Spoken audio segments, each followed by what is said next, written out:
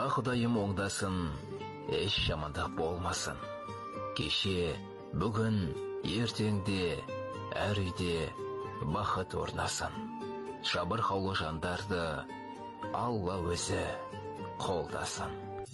Таңның сұлуын, жанның жылуын, ардың тұнығын, асылдың сынығын, ғасырдың ғұмырын тілеймін.